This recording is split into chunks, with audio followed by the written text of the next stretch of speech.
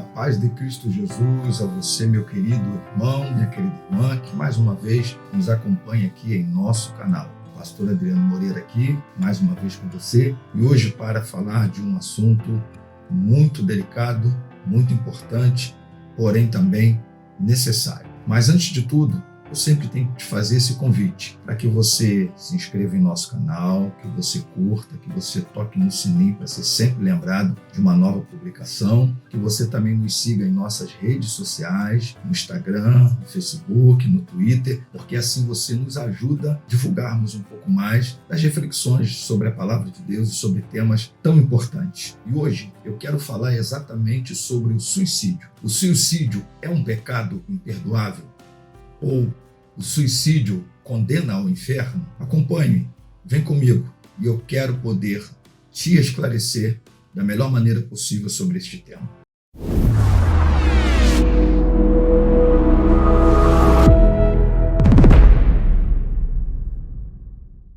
Nós acabamos de encerrar um mês chamado Mês Amarelo, porque é um mês de uma prevenção contra o suicídio, de uma prevenção ao suicídio, melhor dizendo. Eu quero abordar esse assunto mesmo já estando na primeira semana do mês de outubro de 2022. E segundo o pastor Hernandes Dias Lopes, em seu livro Suicídio, publicado em 2007, algumas estatísticas que a gente precisa estar delas se lembrando. A cada ano, 1 milhão de pessoas morrem por conta do suicídio. A cada 40 segundos, uma pessoa tira a própria vida. O suicídio é a terceira causa de morte entre os seus 15 a 44 anos de idade entre as pessoas. E a doença mental, entre elas, você tem a depressão, esquizofrenia, bipolaridade, síndrome do pânico, entre outras, são os principais fatores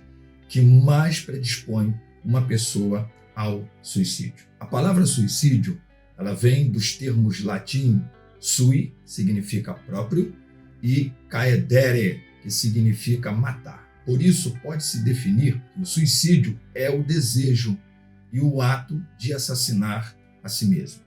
A Bíblia não faz uma teologia sobre isso. Não existe uma forma de interpretação bíblica quanto ao suicídio.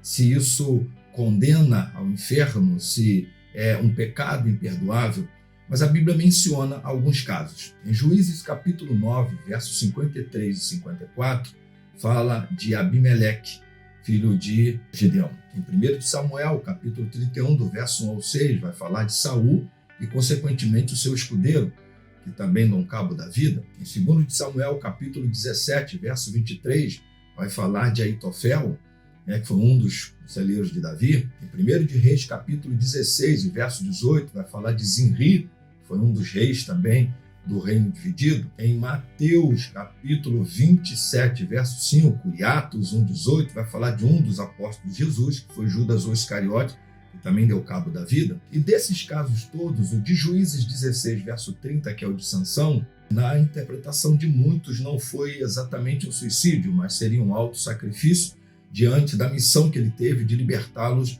dos filisteus, e ele acabou tendo que se auto-sacrificar naquele momento para derrubar todo aquele templo e matar todos os filisteus. O que se pode dizer sobre esse tema que é tão delicado, tão melindroso e tão polêmico? Primeiro, é que você encontra um grande apóstolo, que é o apóstolo Paulo no Novo Testamento, que lá em 2 de Coríntios capítulo 1, verso 8, ele chega a dizer que em dado momento ficou tão sofrível que ele chega a desesperar da própria vida. Você vai encontrar Jesus lá registrado pelo evangelista Marcos, no capítulo 14, verso 34, também dizendo que chegou a ficar tão angustiado e uma angústia até a morte. Você vai encontrar nas escrituras sagradas homens de Deus e o próprio Cristo encarnado que tiveram não a atitude do suicídio, mas que tiveram angústias, que tiveram momentos difíceis em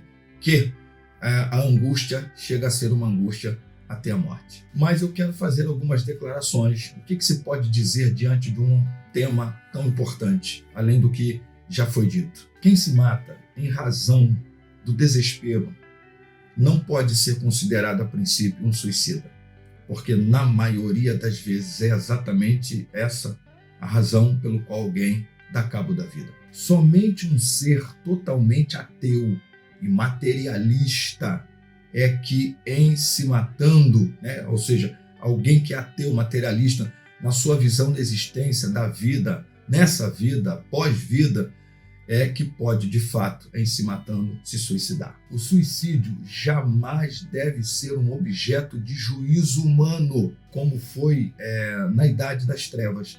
Por isso que essa pergunta de o suicida está condenado ao inferno ou é um pecado imperdoável, porque essa foi a interpretação da igreja na Idade das Trevas, de que todo suicida era alguém que estava já condenado ao inferno. Outra coisa a ser dita aqui é que, como a Bíblia não teologiza, a Bíblia não faz interpretações do ato, ela cita, ela menciona, apesar de a Bíblia falar sobre o não matarás, que tem mais a ver com o matar o próximo e não a si mesmo, como a Bíblia não faz uma teologia sobre o tema, devemos nos calar diante daquilo que a Bíblia não fala, ou pelo menos reverenciar o coração do outro, que por alguma razão, que na maioria das vezes a gente nem consegue diagnosticar, deu cabo da sua vida. Todavia, eu quero dizer que uma mente normal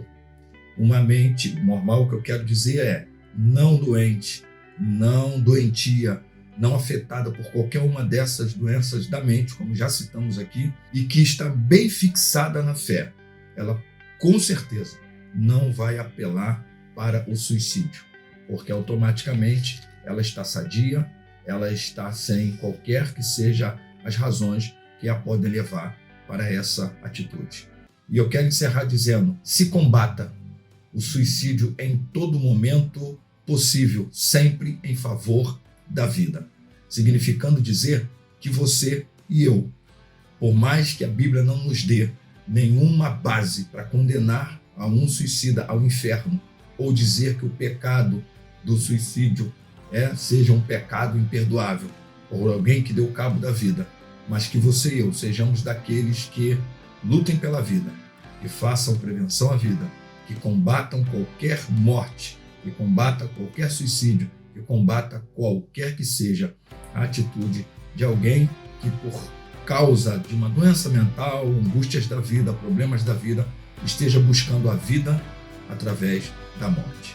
Que o Senhor da vida continue contigo até a vida eterna.